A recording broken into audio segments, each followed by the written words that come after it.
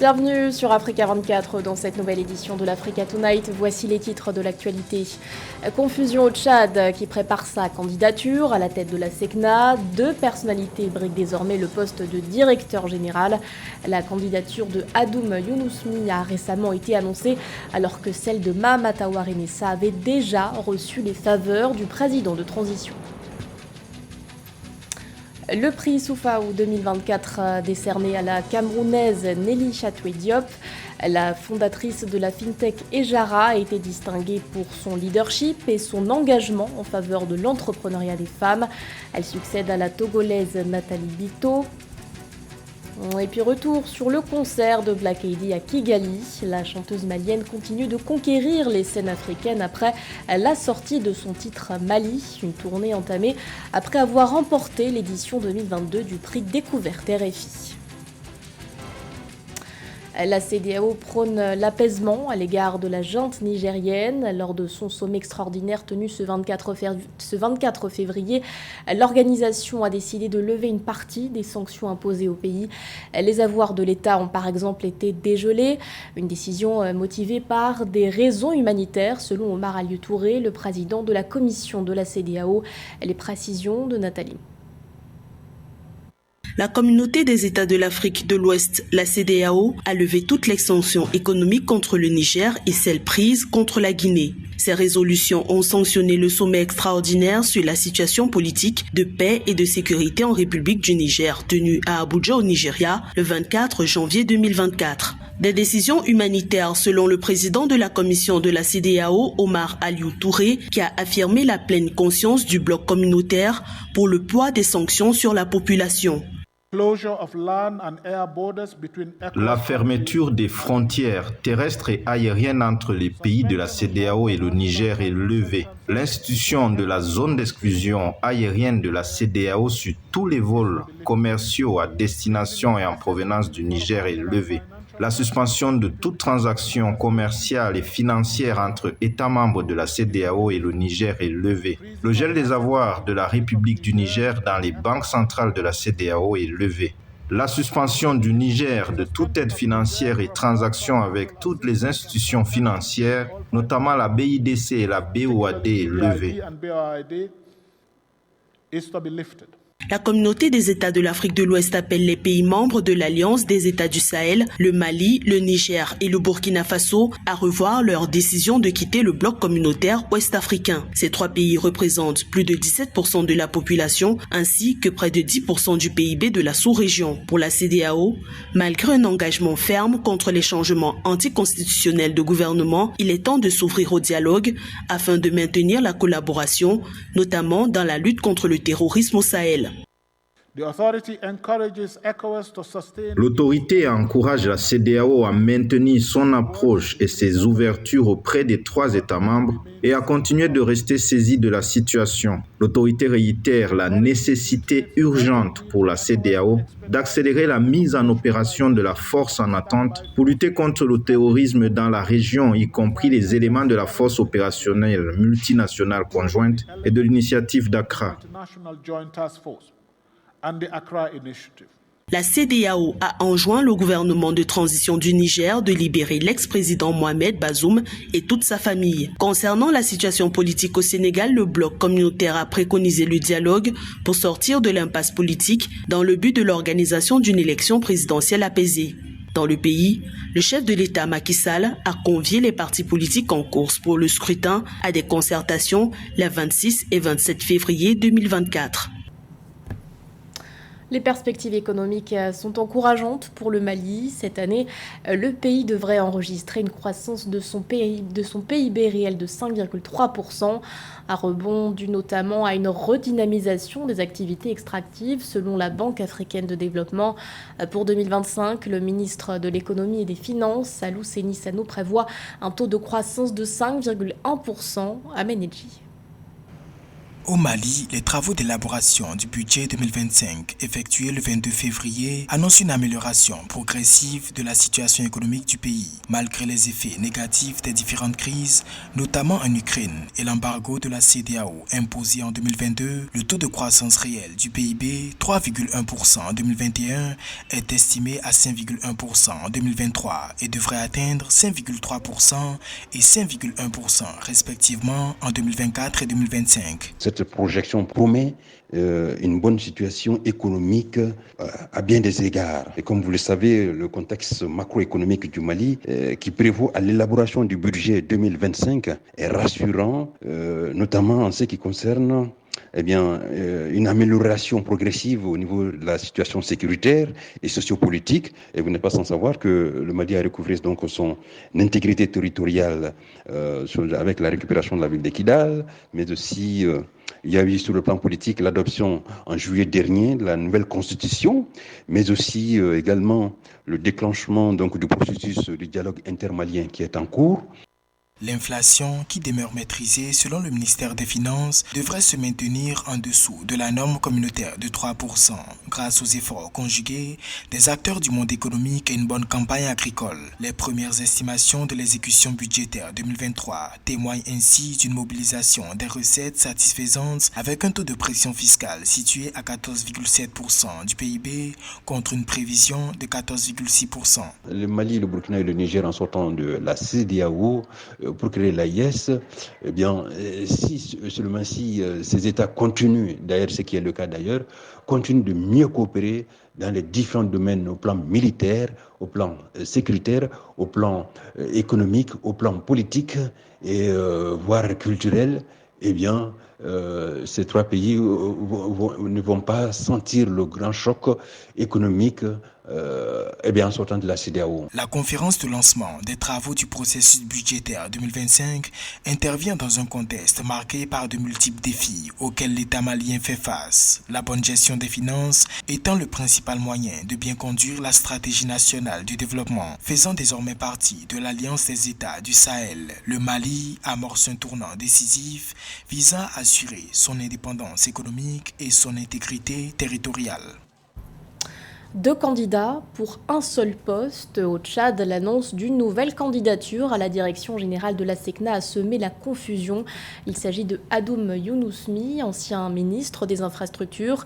Une candidature présentée par la ministre de l'Aviation civile, alors que celle de Mahamat Aouar-Enessa était déjà soutenue, non seulement par le président de transition, mais aussi par la CEMAC. Reportage de notre correspondant au Tchad, Mahamat Ramadan, commenté par Nathalie. Au Tchad, le ministère des Transports et de l'Aviation civile a annoncé la candidature de l'ancien ministre Hadoum Younous-My à la direction de la SECNA, alors que le pays dispose déjà d'un candidat désigné par le président de la République en 2022. La candidature de l'ancien directeur général de l'Autorité nationale de l'aviation civile, Mahamat Aouar-Enessa, a été portée au niveau communautaire par le pays de la CEMAC lors du dernier sommet des chefs d'État à Yaoundé en 2023. Le pays se retrouve ainsi avec 2 candidats officiels au même poste. Une situation qui sème la confusion au niveau national et qui divise l'administration. J'ai envoyé des émissaires dans tous les pays membres de la SECNA, discuter avec mes collègues et qu'on a travaillé jusqu'au mois de mars 2023. Dans le cadre de CEMAC, nous avons remis toute la documentation avec le CV et mon CV a été acté et ça a été adopté à l'unanimité par les 6 chefs d'État. Depuis le début de l'année 2023, le Tchad était en campagne officielle pour le poste de directeur général de la SECNA et a reçu le soutien de 12 pays membres de l'institution. Pour certains diplomates, cette annonce récente d'un autre candidat pour ce même poste, alors que les autorités n'ont pas retiré officiellement leur confiance au premier candidat en course, fragilise la chance du pays de diriger cette prestigieuse institution de la sécurité de navigation aérienne. Après tout, c'est le Tchad qui gagne. Nous avons un haut cadre qui va piloter une des meilleures agences, un des meilleurs exemples de coopération interétatique, parce qu'aujourd'hui, la SECNA et le CAMES, c'est les deux seuls ensembles qui restent et qui sont viables du point de vue de leur efficacité sur le terrain. Pour rappel, le Tchad a retiré de la course son candidat au poste de directeur général de la SECNA en 2020 suite à une entente avec les pays d'Afrique de l'Ouest pour favoriser la candidature du Niger. En retour, le Tchad est supposé présenter un candidat en 2024 avec les soutiens de 12 pays membres de la SECNA. L'agence compte 18 États africains membres ainsi que la France et contribue à la gestion des espaces aériens et à la fourniture des services de sécurité de la navigation aérienne. On reste au Tchad où la coalition Nous Peuple a appelé la population à une opération ville morte, une opération prévue ce lundi 26 février sur l'ensemble du territoire national. Objectif ciblé, protester contre la cherté de la vie, une colère alimentée notamment par la hausse des prix des carburants. Pour protester contre cette augmentation, les syndicats avaient organisé une grève de 6 jours. Rappelons que le prix de l'essence a augmenté de 40%, il s'élève désormais à 730 francs CFA le litre. Quant à celui du gazole, il a connu une hausse de 18%. Il se chiffre à 828 francs CFA le litre. Elle est la deuxième Camerounaise à remporter une telle distinction. La fondatrice de la FinTech Ejara, Nelly Chatoue-Diop, a remporté cette année le prix Soufao, un programme initié par le Club Afrique Développement du groupe Attijari Wafa Bank. Objectif, bâtir un écosystème favorable au développement de l'entrepreneuriat féminin. Reportage de notre correspondant Narcisse Oum. Après sa compatriote Kate Futso, présidente directrice générale de Telka Coco en 2019, Nelly Chatoue-Diop est la deuxième Camerounaise à remporter le trophée Souawe, décerné par le Club Afrique Développement du groupe Attijari Wafa Bank. Elle a reçu sa distinction au cours de la deuxième édition du Souawe, entendez Stand Up for African Women Entrepreneurs, qui s'est tenue du 22 au 23 février 2024 à Douala. Elle succède ainsi à la Togolaise Nathalie Bito, présidente de la Chambre de commerce et d'industrie du Togo, lauréate en 2023. Et quand on reçoit ce genre de reconnaissance, ça nous met finalement sous le poids de devoir give back, comme je le dis. Donc oui, je suis contente aujourd'hui, mais je sais que derrière ce trophée, il va falloir que je m'engage encore plus, que je fasse encore plus pour les femmes entrepreneurs. Donc je le prends, oui, comme un cadeau. Je vais célébrer ce soir, mais je le prends aussi comme un engagement, un devoir à encore faire plus pour le futur, pour l'avenir. Après des études supérieures en ingénierie informatique et une carrière professionnelle en France, Nelly Chatoue-Diop, de retour au Cameroun, se lance dans l'entrepreneuriat. Elle crée en 2020 Ejara, une plateforme qui propose l'achat, le transfert, la sauvegarde et l'épargne des actifs numériques en toute sécurité. Après avoir fait une carrière dans le corporate, je me décide de me lancer dans l'entrepreneuriat. J'ai besoin d'avoir des modèles.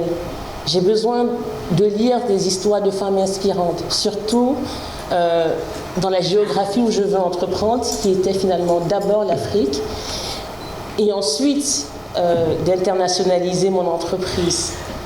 Et comme par hasard, l'univers fait bien les choses, je tombe sur l'histoire de Mom Kate,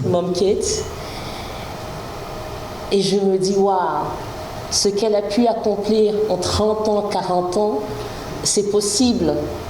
It's possible. Et c'est là que je me dis, mais si elle a fait, pourquoi je ne pourrais pas le faire aussi? Et c'est là que ça me donne la force en 2020 de démissionner, de prendre ma famille, de me réinstaller ici au Cameroun pour lancer cette entreprise parce que je suis habitée par cette passion, cette détermination. Et je me dis, j'ai 30 ans, j'ai 40 ans pour le faire. J'ai 40 ans pour que ce bébé devienne une multinationale. Et finalement, ça a pris moins de temps parce que 3 ans plus tard, je suis aujourd'hui en train d'ouvrir l'Europe. Selon sa promotrice, Ejara compte à ce jour plus de 200 000 utilisateurs au Cameroun, en Côte d'Ivoire, au Burkina Faso, au Mali, en Guinée, au Sénégal, ainsi que les Africains francophones de la diaspora, Europe, Asie et États-Unis.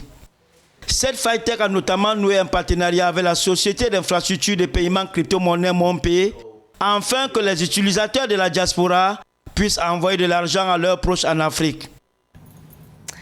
Black Eyed poursuit sa tournée en Afrique. Après le Tchad et le Togo, la chanteuse malienne a fait dernièrement vibrer le public rwandais à Kigali. Son intérêt pour le chant débute à l'âge de 12 ans, une passion qui l'amène à étudier au Conservatoire des Arts et Métiers Multimédia de Bamako. Mais sa carrière prend un réel tournant après la sortie de son tube Mali. Notre correspondant fraterne Daka Isenga est allé à sa rencontre.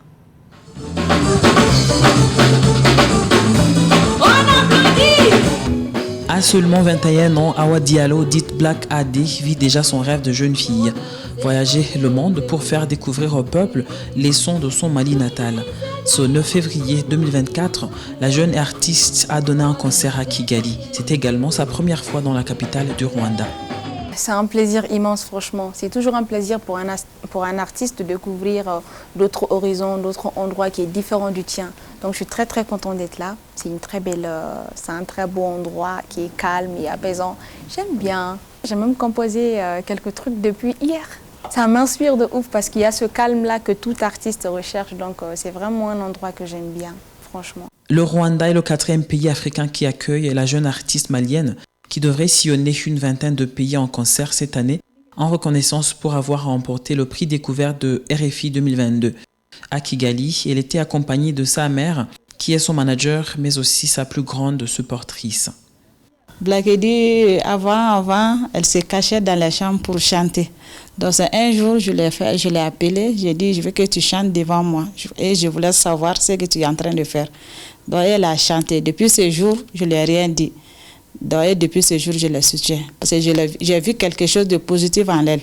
La détermination, le courage que j'ai vu à ma fille, et c'est à cause de ça que moi, même si je suis déterminée, derrière elle aussi.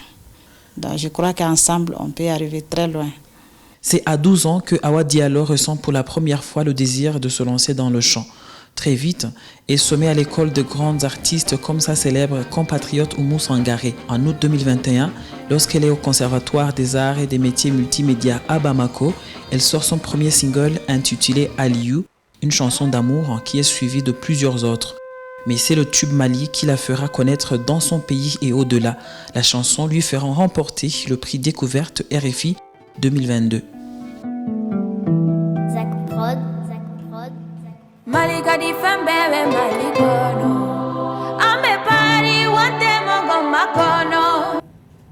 C'était le journal de la rédaction. Merci de votre fidélité. L'actualité continue sur Africa 24.